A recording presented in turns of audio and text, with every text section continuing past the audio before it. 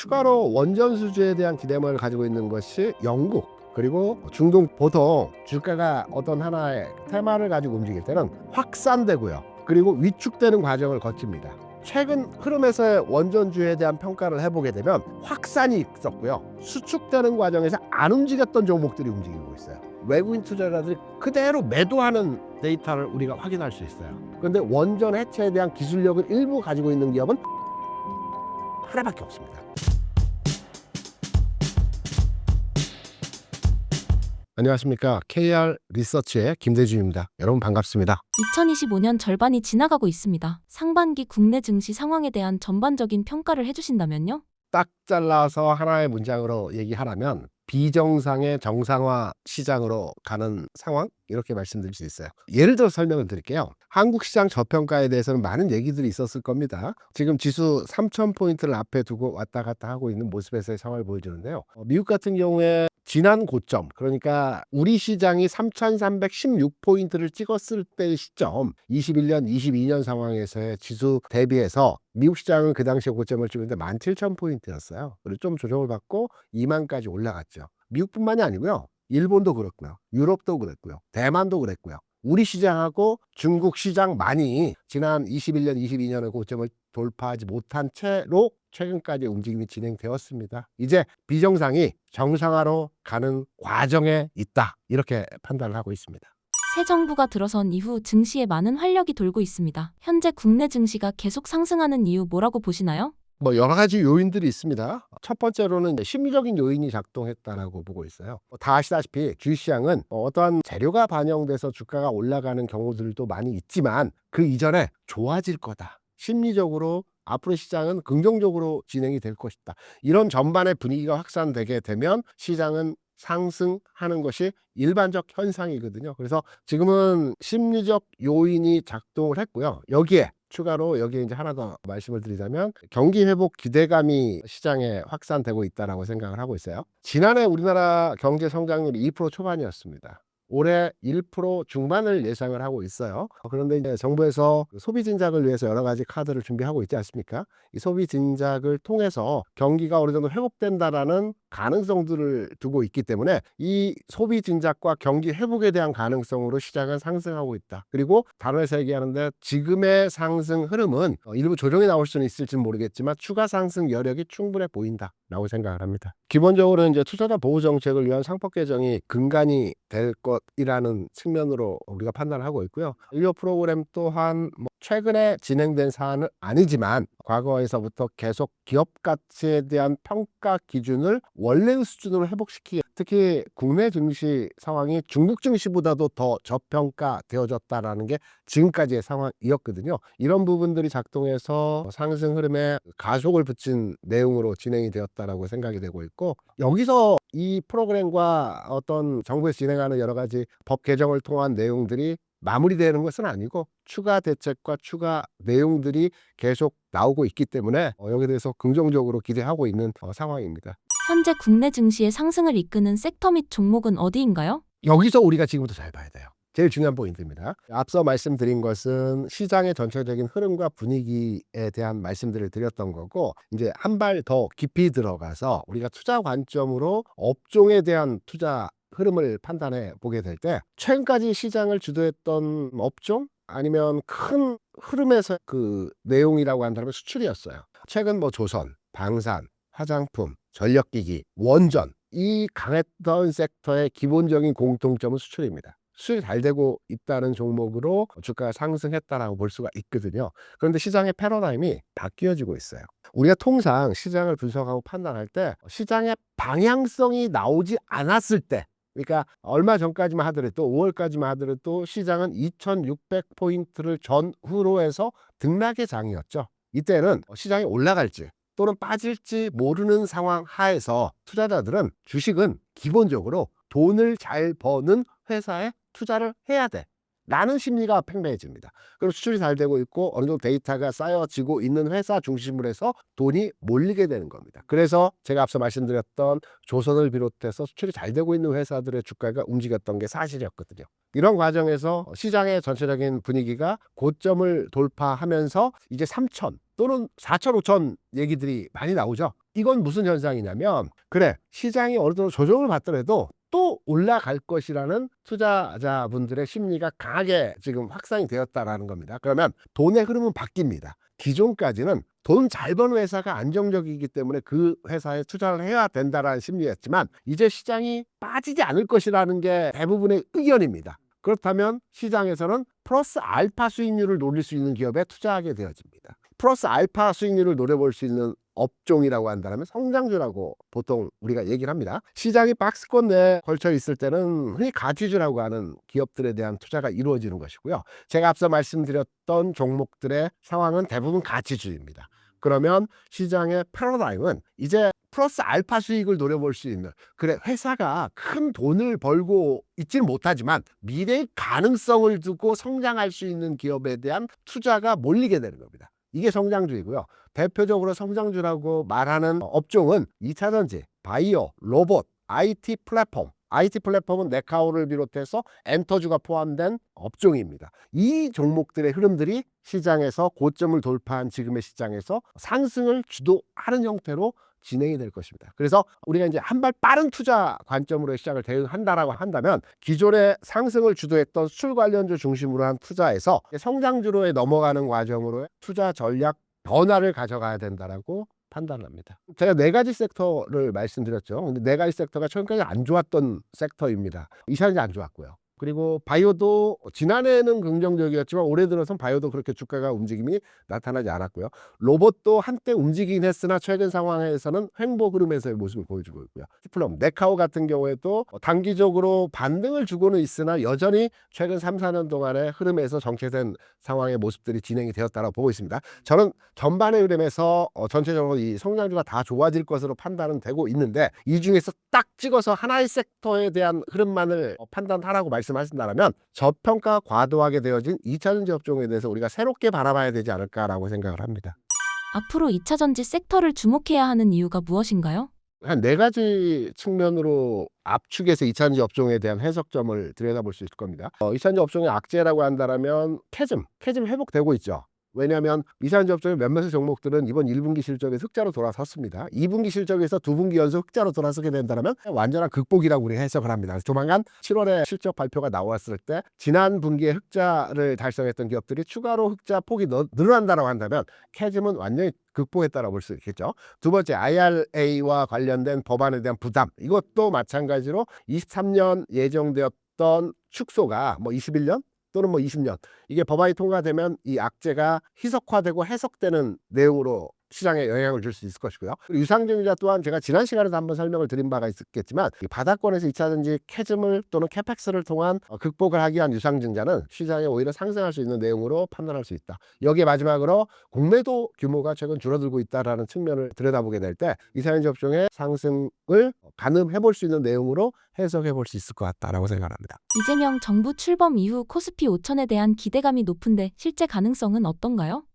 충분히 가능하고요. 제가 이렇게 단순하게 우리가 막연하게 5,000포인트 가능할까? 꿈의 지수라고들 많이 생각을 하십니다. 제가 구체적으로 현실화시켜서 한번 설명을 드려볼게요. 삼성전자가 100원이 오르면 지수가 0.8포인트 상승을 합니다. 삼성전자가 지금의 상황에서 10만 원 간다라고 판단을 해보게 되면 한 4만 원 정도가 상승을 하겠죠. 그러면 지수적 측면에서 판단해보게 될 때 대략 300에서 350포인트가 상승을 합니다. 그러면 삼성전자만 올라갈까요? 반도체가 움직인다는 케이스로의 접근이 가능하고 반도체가 움직인다는 케이스로의 접근을 해보게 되면 하이닉스 또는 소부장 종목들이 동반해서 움직임이 나타날 거고 이럴 때 지수 상승에서의 기준이 되는 포인트는 한 5, 600포인트가 상승할 수 있습니다. 삼성전자가 10만 원에 도달하는 상황에서 흐름이 나타나게 되면 그러면 우리가 대략적으로 판단할 때 3천 중반 지수가 되겠죠. 여기에 삼성전자 움직일 때 다른 여타에 움직이지 않았던 저평가되어진 종목들의 흐름들이 진행이 되게 되면 4,000포인트는 무난할 것으로 해석이 되고 있고 시장에서 얘기되고 있는 5,000포인트는 단기간 내에 올해 안에 현실적으로 쉽지는 않겠으나 저는 개인적으로 4,000포인트 언저리까지의 지수 상승에서의 흐름은 올해 안에도 가능할 수 있지 않을까라는 측면으로 판단하고 있습니다. 올해 하반기 주식 전망은 어떻게 보시나요? 그리고 지금의 상승장이 하반기까지 계속 이어질 수 있을 것으로 보시나요? 우리가 이제 조종의 종류를 판단할 때 가격의 조종이 있고요. 기간의 조종이 있고요. 그리고 좀 더 강한 조종은 서서 받는 조종이 있다라고 합니다. 가격의 조종은 가격을 좀 하락시킨 뒤에 반등을 주는 거고요. 기간의 조종은 옆으로 눕는 형태로 진행이 되어집니다. 서서 받는 조종은 장중에만 아래 꼬리를 달면서 조종을 받는 형태가 나타나는데, 저는 조종은 나타날 가능성이 크다라고 보는 측면이지만 서서 받는 조종의 가능성이 있다라고 보고 있고, 그러면 이 서서 받는 조종 이후에 시장에서의 흐름을 예측해 본다면 키 맞추기 현상이 나타날 것 같습니다. 제가 앞서서 수출 관련주와 성장주에 대한 구분점으로 하반기 증시 전략에 대한 대응을 말씀을 드렸지 않습니까? 그러면 한 발 더 들어가서, 두 발 들어가서 이제 종목으로 편차를 놓고 설명을 드리게 되면, 우리나라 시가총액 상위 종목의 변화가 굉장히 크게 나타났어요. 그러니까 삼성전자 하이닉스는 1, 2위로 이제 고착화되어 있는 상태이고요. 이 이외의 종목을 판단해 보게 되면 KB금융이 있고요. 은행들 많이 올랐지 않습니까? 그리고 두산에너지가 또 올라왔고요. 그리고 조선주 일부가 올라왔고요. 과거에는 이런 종목들이 보통 시총 20위, 30위권에 있는 종목들이었어요. 이게 시총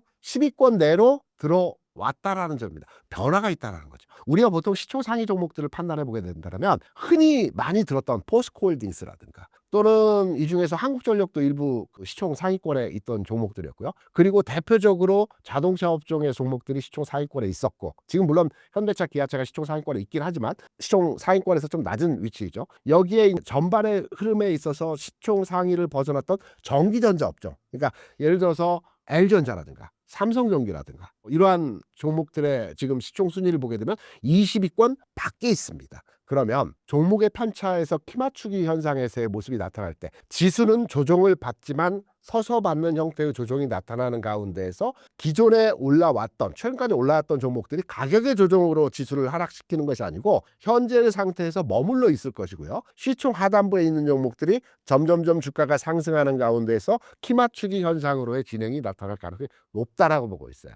그래서 과거에 시총 상위권에 있는 종목들이 지금 시총 하위권으로 빠졌다가 다시 올라오는 과정이 나타날 수 있을 것이고요. 시장별로 놓고 보게 된다면 거래소 시장은 30분 언저리에 올라왔습니다. 다시 말해서 지난해 고점이었던 2,900포인트 고점을 돌파했습니다. 반면에 코스닥 시장은 지난해 고점이었던 대략 900포인트 초반에서의 지수를 아직까지도 800포인트 언저리에서 여전히 움직임이 제한된 상태에서 흐름이 나타나고 있어요. 제가 앞서서 말씀드렸죠. 성장주가 움직일 것이다. 그럼 성장주가 주로 포진되어 있는 시장은 코스닥입니다. 그러면 하반기 시장은 지수는 정체되어진 흐름에서의 모습이 좀 더 진행될 가능성이 있겠지만, 코스닥 시장을 중심으로 한 성장 섹터가 시장을 주도하는 형태로의 지수 움직임이 나타나면서 코스닥이 키 맞추기 과정에서의 이전 흐름에서의 모습이 진행될 가능성이 높기 때문에 투자 관점으로 본다면 성장주, 그리고 탄력적으로 볼 때는 코스닥이 좀 더 활발한 움직임에서의 상황이 진행될 것이다. 거래소는 키 맞추기, 시총에서 멀어졌던 종목들이, 과거에 강했던 종목들이 이제 시총 상위권으로 이렇게 시소처럼 빠지고 올라가는 것이 아니고 하나는 머물러 있는 상태에서 하위권에 있는 종목들이 올라오는 형태로의 진입이 나타날 것이다. 그래서 하반기 시장 자체에도 지수는 정체될 수 있을지는 모르겠지만 전체적으로 시장의 투자 측면에서는 상당히 긍정적으로 판단을 하고 있습니다. 2025년 하반기 국내 증시에서 가장 주목해야 할 변수나 리스크 요인이 있다면 무엇을 꼽으시겠습니까? 대북 변수죠. 트럼프 대통령이 최근에 이란, 이스라엘도 마찬가지고 파키스탄, 인도 문제도 마찬가지지만 다 핵과 관련된 내용들입니다. 그러면 물론 트럼프 대통령은 북한 관계에 있어서 상당히 우호적인 스탠스를 과거에 일기 때 보여줬긴 했지만, 강력한 의지를 가지고 핵 확산을 방지하기 위한 정책들을 수립할 경우에 작용 반작용에 의해서 대북 관계 리스크가 어느 정도 시장에 영향을 줄 여지도 있다라고도 판단이 되고 있거든요. 대외 변수보다는 우리 대내적 변수에 의한 시장의 악재가, 돌발 악재가 돌출될 가능성도 있습니다. 크진 않아요. 그래서 하나의 가능성을 두고 시장의 변곡점을 만들어낼 수 있는 내용이라고 한다면 대북 리스크, 이 정도 문제가 될 것 같습니다. 2025년 상반기 미국 증시 상황에 대한 전반적인 평가를 내려주신다면요? 지난해에는 국장 탈출은 지능순이라는 얘기들이 시장에 많았죠. 그런데 최근 들어서는 이제 국장으로 돌아오는 것 또한 지능순이라는 전혀 반대되는, 상반된 내용으로 시장 인터넷에서 이제 회자되는 내용입니다. 결과적으로 미국 시장 대비해서 국내 시장이 우호적이다라는 내용으로 우리가 해석이 가능하고요. 미국 시장은 이렇습니다. 당분간의 영역에 있어서 나스닥 기준으로 해서 2만 포인트가 지난 고점에서의 흐름이지 않습니까? 한 6, 7개월 정도 2만 포인트 내외로 움직임 이후에 최근 관세 정책으로 해서 15,000포인트까지 하락을 했다가 지금 19,000포인트로 회귀를 했어요. 그러면 여기서 갈림길이죠. 2만 포인트를 돌파하는 상승이 나올 것인가, 아니면 여기서 정체된 흐름으로의 모습이 진행될 것인가를 판단해 봤을 때 미국 시장은 당분간에 의해서, 당분간이라고 한다면 2, 3개월 정도를 얘기하는 것입니다. 당분간에 있어서 지금의 지수 대비해서 크게 벗어나지 않는 주가 흐름의 상황이 진행될 가능성이 높겠다라고 생각을 합니다. 여기에 대한 이유는 뭐 여러 가지가 있을 수 있겠지만, 기본적으로 미국 증시가 강했을 때에는 통상 수반되는 것이 달러 강세입니다. 최근 달러화의 흐름을 보게 되면 100 이하에서 고착화되고 있습니다. 얼마 전까지만 하더라도, 지난해 말인가요? 올 초까지만 하더라도 달러 인덱스가 110 기준으로 해서 시장이 움직였던 상황이었습니다. 근데 최근에 뭐 여러 가지 관세 정책이라든가 미국의 여러 가지 정책적 문제를 해서 최근에 100 이하로 지금 현재 달러 인덱스 기준으로 해서 내려와 있는 상태입니다. 달러화가 약세일 때 미국에 대한 투자 자금이 집중화되지 않습니다. 여기에 이제 트럼프 행정부에서 여러 가지 정책을 지금 진행을 하고 있는데, 금리와 문제된 여러 가지 요인들이 있기 때문에 당분간에 의해서 달러화가 강세로 전환되기는 쉽지 않은 상태라고 판단해서, 지수적 관점으로 판단해 보게 되면 미국 시장은 당분간의 흐름에 있어서 좀 흐름이 기간화 형태의 조정을 거치는 최근까지의 상황과 비슷한 이러한 그 모습들이 진행될 가능성이 높다, 이렇게 생각합니다. 현재 미국 증시를 관통하는 가장 중요한 키워드는 무엇이라고 생각하시나요? 세대 교체? 이렇게 표현을 할까요? 미국 시장에서 우리가 이제 애플 하면 흔히 말해서 대장주, 시총 1위, 이렇게 과거 한 13년 동안 고착화된 인식을 가지고 있었습니다. 근데 최근에서의 미국 시장에서 시총 상위 종목을 들여다보게 되면 마이크로소프트,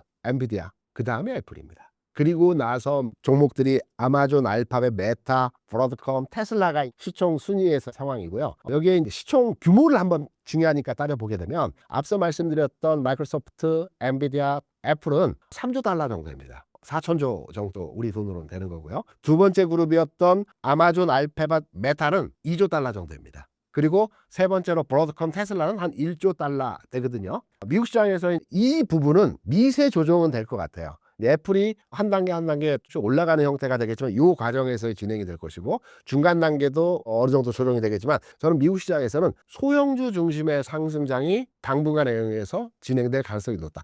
최근에 미국 시장 내에서 우리가 이제 보통 M7 종목 중심에 대한 관심도가 높았고, 이들 종목의 흐름에 대해서 이제 많은 투자를 진행하셨다라고 저는 개인적으로 생각하는데, 최근에 미국 시장이 제한적 움직임 내에서의 시장 지수 움직임이 나타나고 있지만, 신고가 종목들이 많이 나오고 있어요. 최근에 이 신고가 종목들이 어느 정도 규모의 종목들, 대부분 소형주입니다. 100억 달러 내외 종목이거든요. 그러니까 앞서 말씀드렸던 3조 달러, 2조 달러, 1조 달러, 우리 시총 상위 10개 종목이 이 정도 편제된 종목 금액 내에서 움직인다고 하면 시총하단, 그러니까 러셀 2000이 움직일 거고요. 우리나라 코스닥 같이 러셀이 움직일 것이고, 소형주 중심에서의 시장 흐름이 진행될 가능성이 높다. 미국 시장은 당분간에 의해서 소형주 중심의 흐름의 시장이 움직일 것이다, 이렇게 생각을 합니다. 트럼프의 고율 관세, 공급망 재편 등 불확실성이 커진 상황입니다. 이럴 때 어떤 방식으로 주식 투자를 하는 게 좋을까요? 경제입니다. 첫 번째도 경제고 두 번째도 경제인데, 미국 시장이 지난해 G7 국가 중에서 가장 좋았어요. 그러니까 앞서 이제 유럽 시장 고점을 돌파했고, 일본 시장도 고점을 돌파했고, 대만 시장도 고점을 돌파하긴 했으나, 그 중에서도 단연 미국 시장이 상승률이 가장 컸다라고 지난해 기준으로 해서 우리가 판단합니다. 왜 미국 시장이 그렇게 강했을까? 강한 이유의 근본은 엔비디아가 좋아서 뭐 이런 여러 가지 있겠지만, 미국의 지난해 경제 성장률 자체가 G7 국가 중에서 가장 높았습니다. 2% 성장률을 보여줬거든요. 제가 앞서서 미국 시장은 당분간에 의해서 정체된 흐름에서의 제한적 움직임이 나타날 것이라는 말씀을 드렸던 것이, 이번 1분기 미국의 성장률이 마이너스 역성장입니다. 0.3% 역성장을 1분기 했거든요. 2분기 또한 예측을 해보게 되면 관세 정책으로 인해서 성장률 자체가 확대되지는 않을 겁니다. 그러면 역성장 내지는 저자리 성장을 낼 가능성이 높다라고 판단이 되고 있는데요. 성장이 정지되면 주식시장 또한 상승으로 전환되기가 어렵습니다. 여기에 이제 구체적으로는 달러 강세로 전환될 요인이 아니라는 점, 그리고 미국에서 트럼프 행정부가 정책적으로 추진하고 있는 쇼어링이라든가 감세 정책이라든가 이런 내용들이 시장에 영향을 주기 위해서는 금리를 인하해야 되는 상황인데, 이게 이제 맞물려 있어요. 금리를 인하하게 되면 달러가 약세 현상을 진행시키는 거고, 금리를 인하하기 위해서는 파월 의장의 동의가 있어야 되는데, 파월 의장은 이 부분에 대해서 감세 정책으로 해서 경제 상황이 좋지 않기 때문에 인하는 지금 어렵다라는 게 또 의견이 충돌되는 상황이고, 이런 복합적인 미국 시장에서의 내용으로 인해서 지금 당장의 미국 시장의 흐름이 전환되기는 쉽지 않을 것이다. 그래서 소형주 중심의 시장 흐름이 미국 내에서는 움직임이 활발하게 진행될 것이고, 큰 주식들은 아마 약간의 편차에 의한 움직임은 진행될 수 있겠지만 어떤 주도적 성향을 가지고 시장을 끌고 가는 형태의 센 흐름은 쉽지 않을 것이다, 이렇게 생각합니다. 트럼프를 풍자하는 타코라는 신조어가 생길 정도로 트럼프 정책에 일관성이 없어 보입니다. 트럼프의 정책이 현재 의도한 대로 진행되고 있다고 보십니까? 궁극으로는 우리가 이제 표면적으로 봤을 때는 보호무역 정책 이지 않습니까? 그리고 감세 정책이 주요한 정책이고, 많은 질타와 트럼프 행정부에 대한 공격의 포인트로 작동이 됩니다. 한번 잘 판단해 보시기 바라요. 미국에서 유일하게 재선을 목표로 하지 않는 대통령이 트럼프입니다. 재선 목표가 아니거든요. 그러면 임기 내에 본인이 지향하는 지향점이 분명히 있을 거거든요. 그럼 본인이 지향하는 지향점은 딱 두 가지라고 저는 개인적으로 생각을 해요. 첫 번째는 노벨 평화상입니다. 지금 지역적 리스크가 여러 지역에서 발생되는 것은 노벨 평화상으로 가기 위한 과정일 겁니다. 러시아 우크라이나 전쟁 중재만으로 노벨 평화상을 받기 쉽지 않겠죠. 여기에 이스라엘, 인도, 이 부분에 대한 중재를 임기 내에 진행시키면서 해결했을 때 노벨 평화상으로 좀 더 가까이 갈 수 있다라는 점, 이게 첫 번째고요. 그래서 진행 과정이라는 말씀을 드리는 거고요. 두 번째는 트럼프 정부의 이제 감세 정책을 통한 고용, 그리고 미국 경기 부양에 대해서는 지금 당장에는 관세 정책이 시장에 먹혀들고 있지는 않지만, 이 부분에 대해서 또 시차를 두고 미국 시장에 어느 정도의 제조업의 회복이 진행될 가능성이 있다라고 생각을 해요. 그래서 트럼프 행정부에서 추구하는 이 두 가지, 그러니까 노벨 평화상과 경제 대통령, 경기를 부양한 대통령, 미국의 제조업을 살리는 대통령으로 인식되어지는 과정에 있다. 그래서 지금 트럼프노믹스라고 하는 부분이 공격의 대상이긴 하나, 지금 당장에는 공격의 대상이 하나, 이게 시간을 두고는 시장에 영향력을 주면서 어느 정도 인식되어가는 과정들이 진행될 것이다. 다만 주식 투자자 입장에서는 단기적으로 볼 때는 이 부분이 우리가 공격 포인트라고 생각하는 것 같이 시장에 영향력을 주지 못하기 때문에 미국 시장 자체로는 상승의 원동력이 되지 못할 가능성이 있겠지만, 내면으로 넘어가서 흐름에서는 이 부분이 미국 시장의 상승 동력이 될 가능성이 있다라고도 판단을 해보죠. 트럼프노믹스 트럼퍼너맥스 환경하에서 명확하게 수혜를 보는 섹터와 피해를 보는 섹터는 어디라고 분석하십니까? 국내 기준으로 한번 따져보게 되면 여러 가지 구조적인 부분들이 결합되어 있기 때문에, 제가 앞서서 수출 관련주들, 성장주들에 대해서 설명을 드렸지 않습니까? 달러화는 당장에 있어서 강세로 전환되기는 쉽지 않습니다. 그러면 여기에 작용 반작용에 의한 원화는 강세 흐름이 유지될 여지가 크다라고 판단해 볼 수 있겠죠. 그러면 기존까지는 수출 관련주도 굉장히 강한 흐름에서의 모습을 보여줬지만, 이제는 원화 강세 흐름이 유지되는 가운데에서 수출 관련주보다는 내수 관련 종목 중심의 흐름이 시장을 주도할 가능성이 높습니다. 성장지란 큰 하나의 섹터가 있고요. 경기 부양을 통한 지금 정부에서 추경을 비롯해서 부양 정책을 많이 추진하고 있지 않습니까? 과거 같으면 추경을 했을 때 환율이나 금리에 미치는 영향도가 컸다라고 볼 수 있어요. 근데 지금은 추경이 통과되고 진행되는 상황 하에서도 우리 원달러 기준으로 해서는 일부 변화가 있긴 하지만 1,400원 아랫대에서 안정화된 레인지로의 움직임이 진행되고 있어요. 그래서 추경을 하더라도 지금은 경기 부양과 물가의 두 가지 상황 하에서 경기 부양과 이 부분에 대한 집중도가 있다라고 시장에서는 판단을 하고 있기 때문에 환율의 상황에서 그렇게 민감하지 반응하지 않고 있어요. 그러니까 추경을 했을 때 경기 부양 의지가 더 크다라고 시장은 판단하고 있기 때문에 경기 부양, 내수 이쪽에 대한 흐름이 하반기에 긍정적으로 판단되고 있기 때문에 내수와 경기 부양이라고 한다면 우리가 흔히 아는 듯이 유통주 중심의 흐름도 좋을 것 같고요. 그리고 앞서 말씀드린 자동차 업종 또한 술 위주의 섹터이긴 하지만 내수에 대한 회복도 기대해 볼 수 있는 이러한 부분에서의 종목들로의 판단을 해볼 수 있을 거다, 이렇게 생각을 합니다. 트럼프 2.0 시대를 맞이하여 미국 주식 포트폴리오에 어떤 조정이 필요할까요? 이거 어렵습니다. 왜 어렵냐면 우리가 이제 미국 주식에 대한 투자 측면에서의 접근은 대부분 기술주와 M7 종목 위주로 현재 편제가 되어 있습니다. 근데 최근에 움직이는 종목들을 보게 되면 팔란티어 같은 일부 종목들의 움직임은 좀 긍정적으로 진행이 되는 반면에 대부분 소형주 중심의 흐름들이 진행이 되고 있어요. 예를 들어서 코인베이스라든가 그다음에 베팅 사이트를 운영하고 있는 로비노트 그 종목이 있습니다. 요 종목이라든가 시총이 작으면서 또 주가의 탄력도가 신고가를 돌파하는 과정에서 흐름들이 나타나고 있는 종목들이 시장에서 부각이 되고 있는데요. 이런 과정들은 당분간에 의해서 진행이 될 가능성이 크기 때문에 현재 내가 미국 시장에 투자하고 있다라고 한다면 미국 시장 내에서 포트폴리오 조정을 통해서 투자하기보다는 대부분 M7 종목이기 때문에 M7 종목이 지금의 가격 대비해서 큰 변화는 없을 것이라는 판단으로의 해석이 가능합니다만 일부 현금화해서 국내장에 투자하던가 아니면 다음 장을 위해서 좀 기다려보는 이러한 전략적 대응은 어떠할까? 포트 내에서 조정을 하지 마시고요. 현금이냐 시장 전환이냐 이 부분으로 한번 판단해 보시는 건 어떨까 생각을 합니다. 최근 원전주 주가 분위기와 급부상한 배경이 무엇인가요?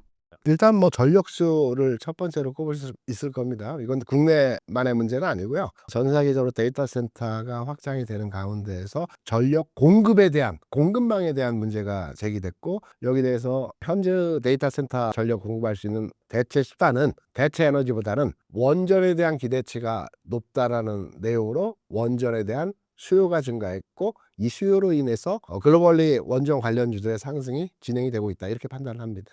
해외의 다른 국가들과 추가적인 해외 수주 가능성은 어느 정도인가요? 우리가 이제 원전을 최초로 수주한 게 아마 2000년 초반에 중동 쪽 원전을 수주했습니다. 이때 이제 3기 정도를 수주했고요. 대략 가격은 8조 원 정도, 한 기당 8조 원 정도를 수주했고 원전을 정상 가동하기까지 한 5년 정도 걸린 것 같아요. 전반의 흐름에 있어서. 그리고 나서 이번에 체코 원전을 수주한 게 두 번째 수주입니다. 여기에 이제 추가로 원전 수주에 대한 기대감을 가지고 있는 것이 영국 그리고 중동 쪽에 추가 원전에 대한 기대감들을 가지고 있다는 게 현재 상황이고요.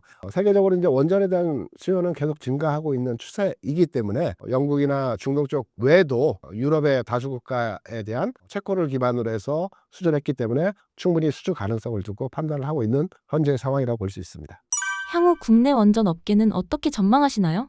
고민입니다. 왜냐하면 파월 의장이 이런 얘기를 했죠. 거품은 꺼지고 나서야 비로소 그게 거품인 줄 알았다. 다시 말해서 주가가 상승할 때는 주가 꺾이고 나서야 그때가 고점인 줄 알았다 라고 평가하는 게 기본적 원리입니다. 그런데 원전주가 최근에 상승폭이 두드러진 형태로 시장을 주도했었죠. 근데 하나 몇 가지 포인트로의 시장을 판단하는 원전주에 대한 해석을 가질 수 있는 내용이 있습니다. 뭐냐면 원전주 하면 원전을 디자인한 한전기술 그리고 원전에 들어가는 모터를 생산하는 두산 에너빌리티 그리고 원전을 건설하는 현대건설 이 밸류체인에 의한 돌아가면서의 상승이 주도하면서 시장을 움직였습니다. 원전주에 대한 호응도가. 그럼 최근에 그동안 움직이지 않았던 원전을 정비하고 점검하는 우진엔텍과 같은 종목들이 최근 그동안 상승에 뒤떨어진 가운데에서 주가가 아주 세게 움직이는 현상들을 보여주고 있어요. 보통 주가가 어떤 하나의 테마를 가지고 움직일 때는 확산되고요.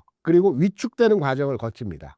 방산주가 움직일 때도 여러분 다 보셨겠지만 어떨 때는 업종 전체가 상승하는 경우들이 있습니다. 그리고 주가가 정체 국면에 들어갔을 때는 핵심적으로 소수의 종목만 차별화되어서 움직이는 과정들이 거치게 됩니다. 확산, 축소 과정을 거친다는 거고요. 최근 흐름에서의 원전주에 대한 평가를 해보게 되면 확산이 있었고요. 수축되는 과정에서 안 움직였던 종목들이 움직이고 있어요. 이게 두 가지 관점으로 접근해서 해석할 수 있어요. 끝물이다. 또는 정책이지만 다음 흐름을 준비하는 과정이다. 이렇게 판단할 수 있는데 첫 번째는 확산 과정에서 안 움직였던 종목들이 움직이는 첫 번째 상황으로 원전주에 대한 평가를 해볼 수 있을 거고요. 두 번째로는 매매 주체들의 시각 변화예요. 우리가 이제 원전주를 평가를 할 때 대표 종목으로 두산 에너빌리티를 많이 얘기를 합니다. 그래서 두산 에너빌리티의 최근 상황에서 매매 주체가 누구였는가를 판단해 보게 되면 외국인이었죠. 외국인이 최근래까지 해서 제 기억으로는 4월까지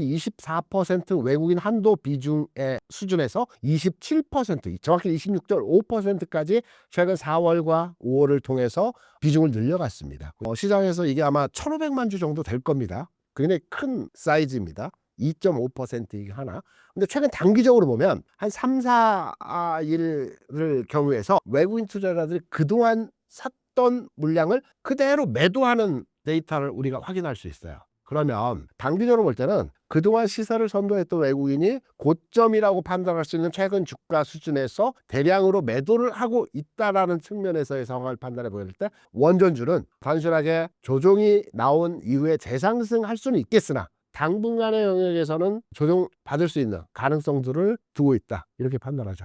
원전 산업의 가장 큰 리스크 요인은 무엇이라고 생각하시나요?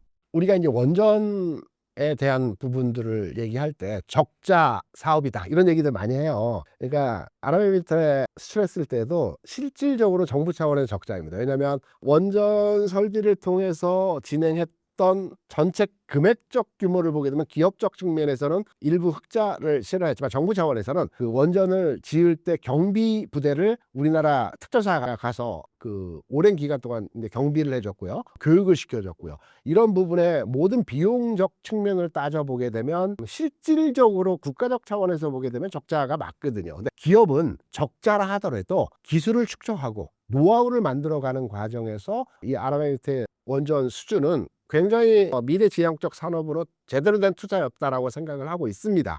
그런데 이제 원전에 대한 리스크라고 말씀을 하신다면 다양하죠. 왜냐하면 지금 원전을 짓고 원전을 운용하는 주요 국가는 중국, 러시아는 제외하고요. 예, 중국, 러시아 전 세계 이제 400기 원전이 운용이 되고 있어요 현재. 중국, 러시아가 가장 많습니다. 근데 중국, 러시아는 그쪽 서방권이 아닌 비서방권 국가에만 원전을 짓고 운용을 하기 때문에 우리하고는 관계 없는 영역의 구간이고요. 우리하고 관계 있는 국가라고 한다면 독일은 원전을 포기했기 때문에 그동안 독일이 원전에 있어서 가장 강한 나라였지만 독일은 제외하고 프랑스, 일본, 미국이 우리의 경쟁사입니다. 근데 미국은 대부분 설계 위주로 진행을 하게 됩니다. 그래서 미국과 우리는 겹친 부분이 없고요. 일본 같은 경우에도 우리가 일본의 기술력을 충분히 따라잡은 상태이기 때문에 일본과는 어느 정도 대등한 위치에서 상황이라고 볼 수 있고, 프랑스가 우리가 이제 목표로 해서 경쟁 상대로 추구해야 되는 국가인데 프랑스는 아직까지 좀 버겁긴 하죠. 그래서 기술력 부분이 프랑스를 따라갈 수 있는, 능가할 수 있는 기술력 부분이 한계를 넘어서는 부분이 아닐까라고 판단되고, 아직까지는 우리가 원전을 수주하는 데 있어서 좀 가격 경쟁력을 가지고, 그러니까 가격을 좀 낮추어서 수주하는 경향들이 없지 않아 있습니다. 이 부분들이 리스크이라고 보면 리스크라고 볼 수가 있겠죠. 지금 주목할 만한 원전주는 어떤 것이 있을까요?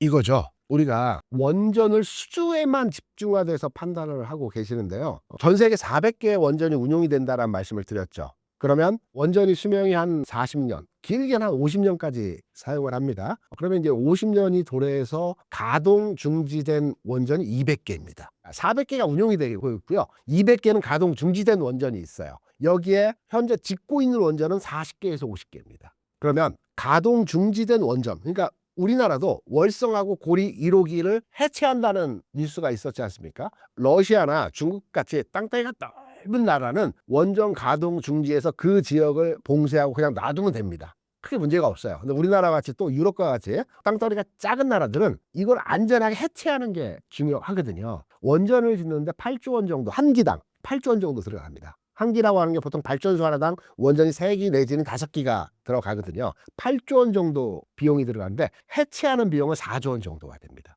앞서 말씀드렸죠. 원전이 가동된 중단된 원전이 200기라고요. 짓고 있는 건 40기라고요. 그러면 시장 자체적인 사이즈 측면에서의 내용을 판단해 보게 되면 해체에 대한 시장이 건설보다 월등하게 크다는 것을 우리가 판단할 수 있을 겁니다. 국내 기업은 현재까지 원전 해체를 해본 경험은 없어요. 그런데 원전 해체에 대한 기술력을 일부 가지고 있는 기업은 두산 에너빌리티 하나밖에 없습니다. 그래서 얼마 전에도 정부에서 원전 해체와 관련된 정부 지원 얘기들이 많이 있었습니다. 그래서 앞으로는 두산 에너빌리티의 주가 상승의 원동력이 될 수 있는 부분이라고 한다면 원전 해체 수주, 원전 해체와 관련된 내용이 주가에 반응할 때 추가 상승의 어떤 기회가 되지 않을까. 지금 체코 수주, 다음 수주까지의 기간은 너무 기간차가 오래 걸릴 것이기 때문에 어떤 모멘텀이 있어야 되고 주가 상승의 원동력이 있어야 되는데 이거는 해체에 대한 부분이 되지 않을까 판단을 하고 있기 때문에 그중에 국내 유일하게 해체 기술을 가지고 있는 두산 에너빌리티가 가장 선호도가 높은 종목이라고 생각을 합니다. 최근 방산주는 어떻게 보시나요? 하나에어스페이스 기준으로 해서 90만 원대 움직임이 진행되었죠. 이제 목표는 100만 원을 넘어가느냐의 문제이거든요. 저는 방산주는 조선방산대에서는 견해차가 조금 다릅니다. 조선주는 조정받을 타이밍이 되었고 조정이 나올 수 있다라고 생각을 합니다. 하지만 조정이 나오더라도 추가 상승 고점을 돌파하는 흐름이 진행될 가능성이 있다라고 해석을 하고 있어요. 방산주는 최근 내에서 고점 징후를 보이는 흐름에서의 모습들을 보여줬고, 이 고점 부근에서의 흐름이 조정받고 다시 가는 흐름에서의 모습이 진행되기보다는 어떤 추세적 흐름의 전환 내지는 상당 기간차를 두고 바이오주가 최근 1월부터 최근까지 움직였던 것과 유사한 형태의 횡보 흐름, 제한적 움직임에서의 상황이 나타날 가능성이 높다고 판단되기 때문에 큰 틀에서는 가치주에 대한 투자보다는 성장주에 대한 투자로 비중을 늘려가야 되는 시점이라고 판단되고 있고, 가치주에 포함되는 조선방산 업종에 대해서는 비중 축소가 현 시점 필요하지 않겠나라고 생각을 합니다. 조선, 방산주가 가지고 있는 리스크는 무엇이라고 생각하시나요? 조선 업종 자체는 지금 현재 환율 상황에서의 변화가 일부 리스크라고 볼 수 있는데 큰 리스크로 작동하기는 어렵다라고 보고 있고요. 방산주 같은 경우에는 정확한 데이터를 봐야 되는데 지난 4분기 대비해서 이번 1분기 실적이 그렇게 좋지 않았어요. 방산은 수주하고 수출 데이터가 다릅니다. 그러니까 얼마를 우리가 뉴스에서 보는 걸 얼마를 수주했다는 겁니다. 다. 그런데 수출은 대부분 10년 또는 5년, 짧게는 3년 기간차를 두고 나누어서 수출을 하게 됩니다. 그렇다면 수주 데이터와 수출 데이터가 다를 수 있거든요. 수주는 많이 해요.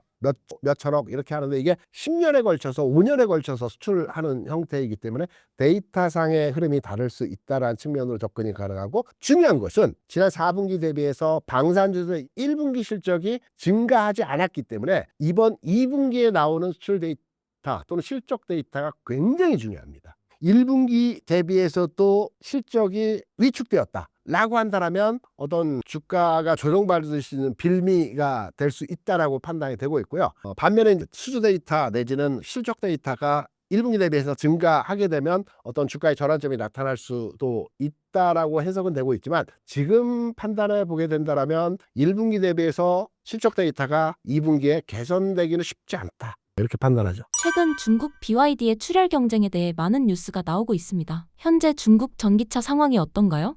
중국의 전기차 기술적 측면에서는 놀라울 따름입니다. 충전 속도를 비롯해서 배터리 관련해서도 성장하는 내용들도 그렇고, 중국의 전기차 산업 자체가 굉장히 빠른 속도로 진화하고 있습니다. 다만 중국에서는 산업 자체는 진화는 빠르나 시장의 크기 자체는 이전에 대비해서 성장하지 못하고 있다는 점이 아주 중요하게 판단할 수 있는 부분이고요.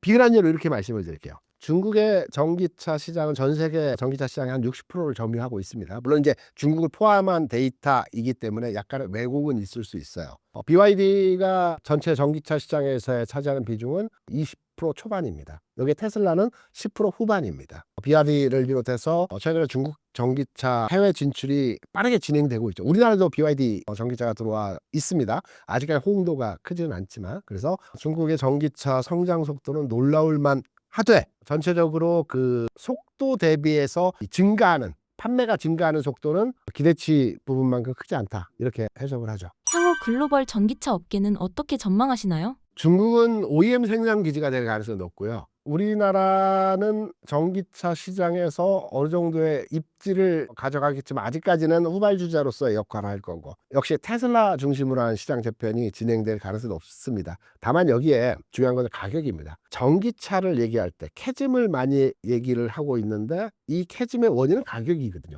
전기차를 대부분 구매를 희망하고 있는 구매자 입장에서도 가격이 부담스럽다는 겁니다. 근데 가격이 많이 내려오고 있죠. 테슬라 같은 Y 모델 비롯해서 저가형 전기차가 한 4천만 원 내외라고 하면 이제 구매가 가능하고, 우리나라 같은 경우는 레이 전기차는 3천만 원대, 2천만 원 후반대 전기차도 나온 걸로 알고 있어요. 그래서 가격이 어느 정도 하향하고 있기 때문에 전기차 시장은 캐즘을 통해서 극복해 나가는 과정들이 우리가 이전에 예상했던 것보다 속도 조절은 필요하겠으나 적극적으로 성장하는 추세로 진행이 될 가능성이 있다라고 생각하죠.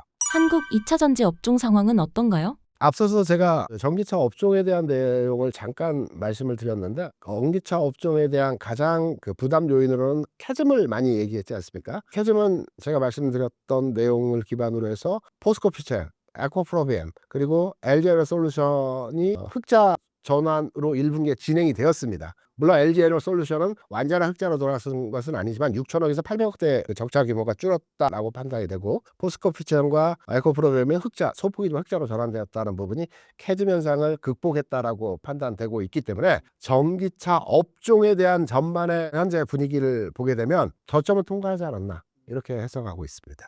2차 전지 주가가 상승하려면 어떤 점들이 해결되어야 하나요? 이렇게 한번 설명을 드려볼게요.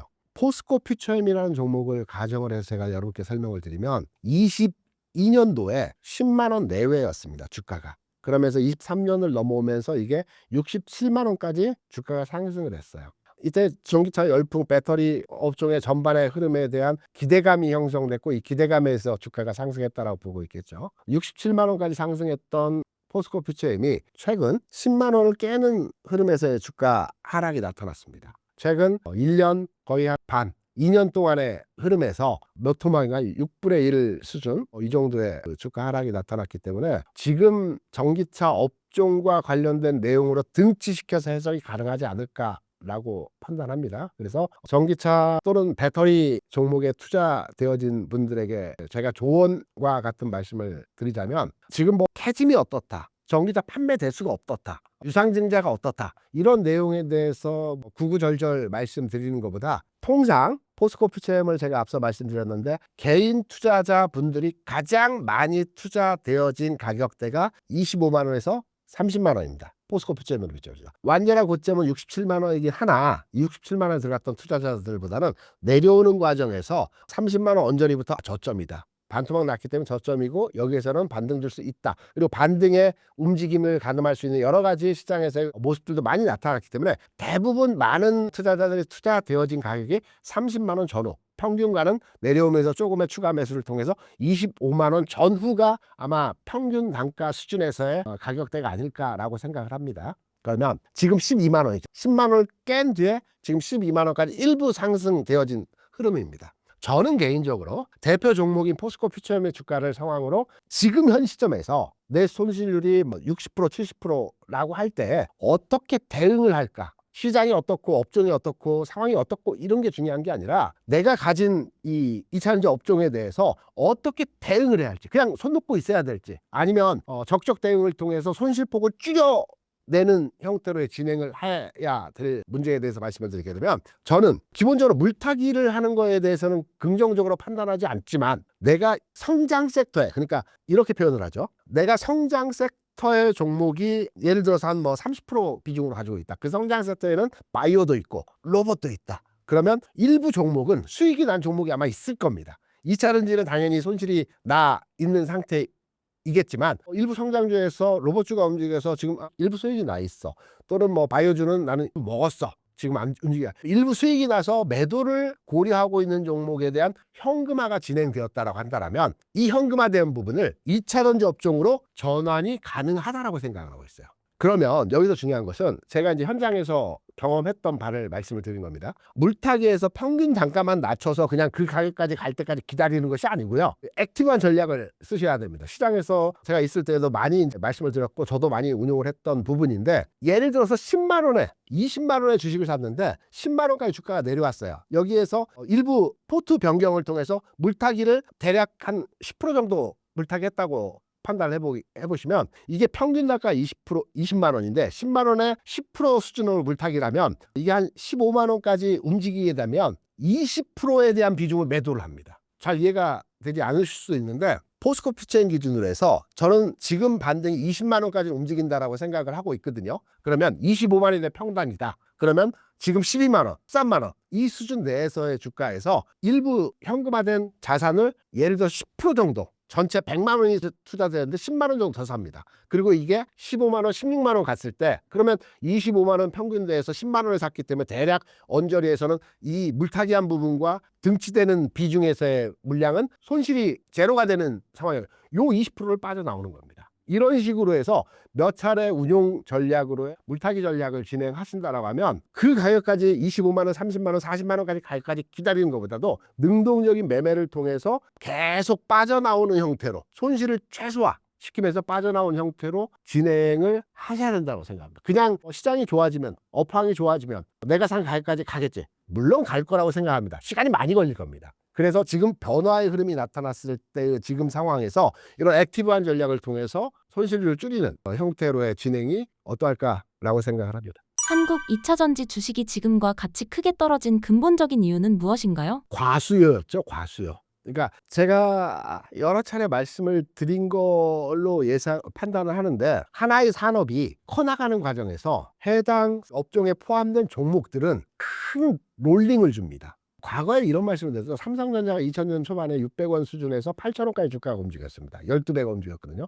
그러면서 이 주가가 2,500원까지 받았습니다. 이게 지금 2차전지 흐름에서의 상황과 비슷하다라고 저는 판단을 하고 있거든요. 그 당시에 삼성전자는 반도체 시황에 대해서 앞으로의 성장 산업이라는 것은 맞지만 과수요가 일어났다라고 시장에서 판단을 했기 때문에 8,000원 주가가 2,500원까지 빠진 겁니다. 물론 시작은 600원에서 올라갔지만 그리고 나서 2,500원까지 빠졌던 주가가 지금의 5만 원, 6만 원, 8만 원, 10만 원까지 올라온 겁니다. 계속해서. 그 이후로는 저점을 깨지 않았어요. 어느 정도의 조정 과정을 거치게 됐지만 계속해서 올라갔던 겁니다. 2차전지 산업에서의 종목들도 마찬가지라고 생각을 하고요. 2차전지 산업에 대해서 부정적으로 보는 투자자는 전혀 없습니다. 앞으로 성장할 것이라는 것은 누구나 다 여기에 동의합니다. 중간중간 단계에서 정책이나 어떤 업황이 변화하면서 주가가 왔다 갔다 하고는 있다라고 생각을 해요. 우리는 첫 번째 큰 흐름을 한번 경험했던 겁니다. 그리고 나서 두 번째 흐름, 세 번째 흐름, 네 번째 흐름이 앞으로 계속해서 진행될 겁니다. 이차전지 업종에 대해서. 그래서 이 과정에서의 지금 현재 상황은 바닥을 지나가고 있는 현상에서의 가격 진행이기 때문에 앞서 말씀드렸던 일부 투자에서 일부 빠져나오는 이 형태로의 진행을 가져가시면 될 것 같고요. 난 시간 많고 해당 종목에 대한 가능성들을 보기 때문에 그냥 가지고 갈 거야. 그게 3년이 걸릴지 5년이 걸릴지 10년이 걸릴지 모르겠지만 이 투자도 가능하다라고는 생각을 하고 있어요. 근데 주식투자는 효율적 투자를 해서 그 범위 내에서의 자산을 통해서 큰 수익을 얻는 게 기본적 전략이기 때문에 가능하다라면 시장도 긍정적으로 진행되고 있는 과정이고 성장 섹터에 대한 우호적인 환경들이 만들어지고 있고 거기에 2차전지 업종에 대한 시장에서의 관심도가 아직은 아니지만 조만간에 관심도가 커 나갈 수 있는 상황에서의 지점이라고 한다면 지금 시점에서의 상황은 그 어느 때보다 관심도가 필요한 구간이다. 테슬라 주가에 대해서는 어떻게 생각하시나요? 테슬라가 고점을 찍었던 시점이 22년도였고요. 우리나라 2차전지 업종의 고점을 찍었던 시점은 23년도였습니다. 그러니까 큰 흐름에서의 움직임 자체는 사이클은 유사하지만 테슬라의 주가와 2차전지 우리나라 국내 업종의 전체적인 주가 수준이 연동한다라고는 볼 수 없습니다. 그래서 테슬라가 정책 이슈로 또 오너 리스크로 인해서 주가가 최근에 오르내림의 반복 과정을 거치고는 있습니다. 하지만 테슬라가 빠졌다고 해서 2차전지 업종의 주가가 하락할 것이다. 이렇게 판단하기보다는 오히려 테슬라가 빠져서 2차전지 업종이 약세를 보일 때가 타이밍이다. 이렇게 현 시점에서 해석이 가능하고 전체의 큰 그림은 역시 성장주가 움직이는 과정에서 2차전지 업종의 하반기까지의 전략적 대응은 긍정적으로 보고 있다. 이렇게 판단하시면 될 것 같습니다. 구독자님들에게 한 말씀 부탁드립니다. 시장이 완전히 변했습니다. 판이 바뀌었습니다. 그 동안에는 시장이 어찌 보면 박스권 내에서 머물러 있던 시장이라고 한다면 우리가 이제 역사적 상황에서의 고점을 가늠할 수 있는 자리라고 볼 수 있어요. 우리 시장이 2007년도에 2017년도에 그리고 2021년도에 역사적으로 1000포인트, 2000포인트, 3000포인트를 돌파하는 시점에서의 시장에서의 상황들이 나타났습니다. 이때의 공통점이 뭐냐면 경기가 안 좋아지다가 경기가 좋아지는 흐름으로 변화했던 시점입니다. 지금도 마찬가지거든요. 국내 경제 상황을 돌이켜보게 되면 지난해 경제가 안 좋았습니다. 2% 초반대 경제 성장률을 보였고 올해는 그보다 더 안 좋다라는 게 연초의 의견이었습니다. 1.5% 수준을 예상했거든요. 근데 정부의 추경을 진행하고 그리고 경기 부양을 추진하고 있고 여러 가지 측면에서 우리가 예상했던 1.5% 경제 성장률 대비해서 만약에 2% 또는 그 이상의 성장률이 나타나게 되면 시장은 1000포인트, 2000포인트, 3000포인트 돌파했던 성장률 자체와 연동된 4000포인트 시대에서의 흐름도 가능할 수 있다라는 측면으로서의 해석도 가능하기 때문에 올해 시장은 그동안의 손실을 충분히 커버할 수 있는 시장으로의 대응이 필요한 자리가 아닐까 이렇게 판단합니다.